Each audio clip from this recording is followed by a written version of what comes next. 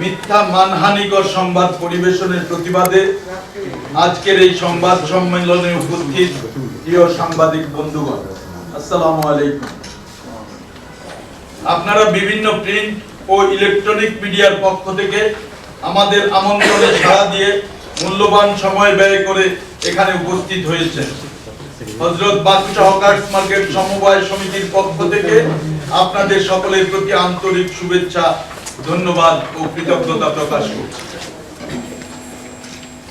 অযোগ্য developer company, ঋণ খেলাপি, মিডিয়া সন্ত্রাসের কবলে হযরত বাদশা হকার্স মার্কেট সমবায় সমিতি লিমিটেড, এটি হচ্ছে আমাদের আজকের এই সংবাদ সম্মেলনের শিরোনাম। এজি প্ল্যানের কাজও আজ শেষ করতে পারেননি।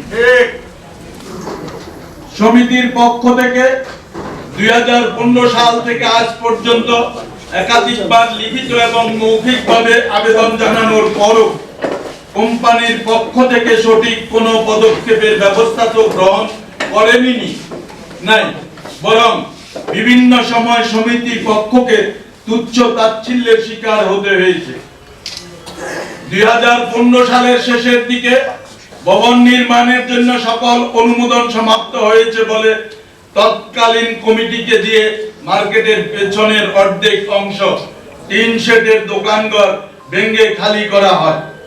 কমিটির পক্ষ থেকে কোম্পানির চেয়ারম্যানকে প্রশ্ন করা হলো, যেহেতু সিটি কর্পোরেশনের সাথে মামলা চলছে, সেই ক্ষেত্রে মামলা শেষ না করে আপনি কিভাবে ভবন নির্মাণ করবেন? কোম্পানির চেয়ারম্যান কমিটির সদস্যদের সামনে জোর গলায় উত্তর দিয়েছিলেন, মামলার জায়গায় মামলা চলবে, কাজের গতিতে কাজ চলবে। পরবর্তীতে জানা গেল ভবন নির্মাণের অনুমোদনের কাজ সম্পাদন না করে মার্কেটের প্রায় 700 দোকান ভেঙে দেওয়া হয়েছে।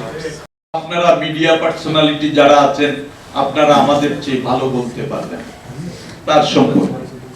সুতরাং শহীদুল হাসানকে আমাদের জীবনের নিরাপত্তার জন্য আমরা হুমকি বলে মনে করছি।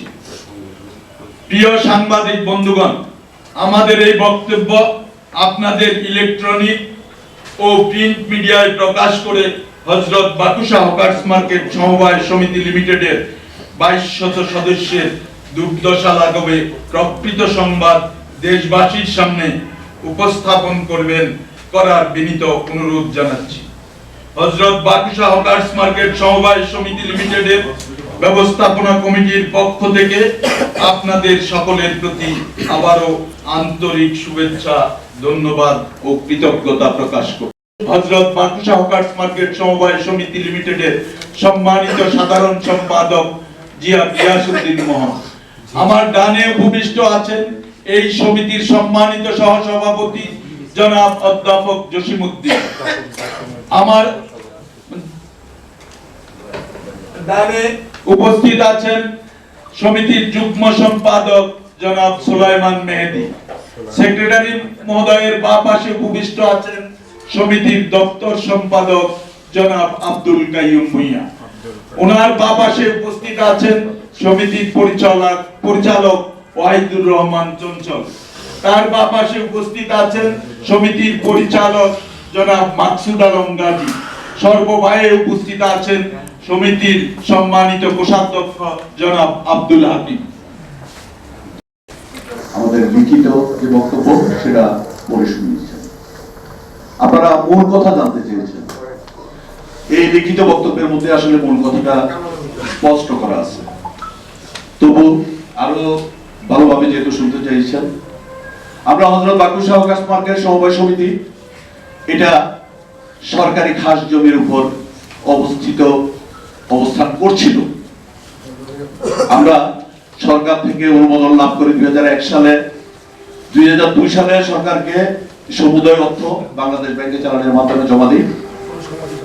পরবর্তীতে মামলা মোকদ্দমার কারণে সেই জমি রেজিস্ট্রি পেতে আমাদের প্রায় 10 বছর সময় লেগে যায়।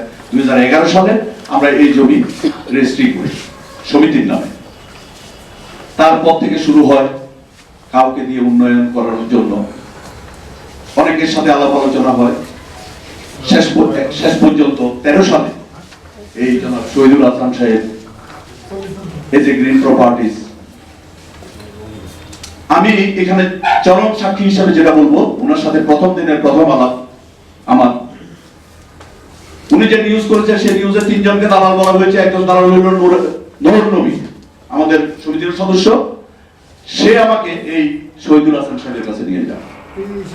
শহীদুল হাসান আমার কাছ থেকে এই জমি সংক্রান্ত সকল তথ্য জানতে চান এবং তাকে যেন ওইটা ডেভেলপমেন্ট করার জন্য ব্যবস্থা করে দেওয়া হয়, আমাকে সে ব্যাপারে প্রস্তাব দেন। তা আমি তার সাথে সকল আলোচনা করে যখন উনি বললো তাহলে ঠিক আছে যাও, আমি তখন বললাম একটু কথা বাকি আছে। বললো কি কথা? সেটা যে আমাদের জায়গার উপর সিটি কর্পোরেশন কিছু জায়গা দখল করে কিছু দোকানে অবস্থান করছে, সেটা নিয়ে তাদের সাথে আমাদের মামলা চলছে। এই বিষয়টা যদি আপনাদেরকে আমরা অবহিত না করি, পরবর্তীতে বলবেন আমাকে তো জানানো হয়নি। 6 কোটি 3টা চেকের মাধ্যমে সমিতিকে প্রদান করা হবে, যেটা তার সাথে যে চুক্তিপত্র সেই চুক্তিপত্র লিখিত হবে এবং ওই চেকের নাম্বার সহ। কিন্তু পরবর্তীতে একটি চেকও উনি পাস করেননি। উনি সময়ে 10 লাখ 20 লাখ টাকা এবং কিছু সদস্যদেরকে ডেকে ডেকে এরকম করে টাকাটা দিতেন। আরো বড় কথা হইল, এই টাকাটা সমিতির অ্যাকাউন্টে না নিয়ে ডেভেলপার কোম্পানি এবং তৎকালীন সভাপতি সেক্রেটারি 3 জনের যৌথ অ্যাকাউন্টের মাধ্যমে সদস্যদের হাতে সরাসরি হ্যান্ডওভার করেন। সমিতির কাছে যে 3 কোটি টাকা সমিতির কাছে আব্দুল খালেক সাহেবের সময় টোকেন মানি হিসেবে দিয়েছিল, বিভিন্ন রকম সলসাকরি করে সভাপতি সেক্রেটারিকে দিয়ে সেই 3 কোটি টাকা সমিতি থেকে হস্তান্তর করে ওই অ্যাকাউন্টে নিয়ে যান। আর তার পরবর্তীতে ওই সময় ওই সভাপতি সেক্রেটারি সহ ওই কমিটিকে দিয়ে উনি মার্কেটের পেছনের অর্ধেক জায়গা খালি করান, সকল কাগজপত্র সম্পূর্ণ হয়েছে বলে। কিন্তু শতভাগ মিথ্যা আশ্বাস দিয়ে মিথ্যা কথা বলে এই ধরনের কাজটি উনি করিয়েছেন। এবং আমাদের ভিডিও ফুটেজ আছে, উনি মিথ্যা কথা বলতে পারবেন না। উনি কত সময় আমাদের ওখানে ছিলেন, আমাদের বক্তব্য রেকর্ড করছেন। আমার সকল বক্তব্য যদি উনি উপস্থাপন করতেন তাহলে উনার কোম্পানির লোক হয়তো হতভম্ব হয়ে যেত যে কি পরিমাণ অত্যাচার 22 সদস্যের সাথে করা হয়েছে। কিন্তু তার নির্দেশে, তার মালিকের নির্দেশে সে আমরা নাকি তার সাথে কথাই বলতে চাইনি, অথচ 20-25 জন লোকের সামনে উপস্থিতিতে আমরা তাকে সকল ব্যাখ্যা দিয়েছি। আমরা তাকে বলেছি আপনার ডেভেলপার সাহেবকে বলেন, যেহেতু আপনি ওই কোম্পানিরই আপনার এই চ্যানেলটা, আপনি তো তার পক্ষে নিয়ে আসছেন। উনি কিছুটা স্বীকার করছেন যে হ্যাঁ কিছুটা তো তাই, কারণ কোন চ্যানেলকে নিচ্ছে হয় কারো পক্ষে গণকীর্তন করার জন্য কাউকে চ্যানেল দেওয়া হয় না বাংলাদেশ সরকারের পক্ষে। সুতরাং আপনি আসলে যেটা সত্যি বলছেন এটা করতেও পারেন না, যেটা করতে চাইছে। এই ক্ষেত্রে আপনি আপনার কোম্পানিকে এখনো যা বলেন, উনি বলতেছে আপনারা কোনো কাজ করবেন না, আপনারা অফিসে যেয়ে যোগাযোগ করেন। আমি ওনাকে প্রশ্ন করলাম আপনি কে? এই নির্দেশ দিতে পারে আমাকে কোর্ট, এই নির্দেশ দিতে পারে আমাকে রাজু, এই নির্দেশ দিতে পারে আমাকে বাংলাদেশের প্রশাসন।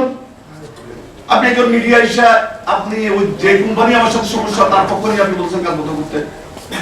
আপনি বলেন আপনাকে আমি সুযোগ দিচ্ছি, আপনি আপনার মালিক পক্ষকে যাই বলেন আমরা এক পায়ে দাঁড়ানো আছি, উনি এখন ডাক দেখ এখনই চলে যাবো, আপনার কথায় আমি যাবো না। উনি আমাকে কল করুক, আমাকে বলুক, আমরা কমিটির সবাই প্রয়োজন যাবো, যে আমরা যেভাবে সমাধান হয়। আমরা কমিটি শৃঙ্খলা চাই না, আমরা সমাধান চাই।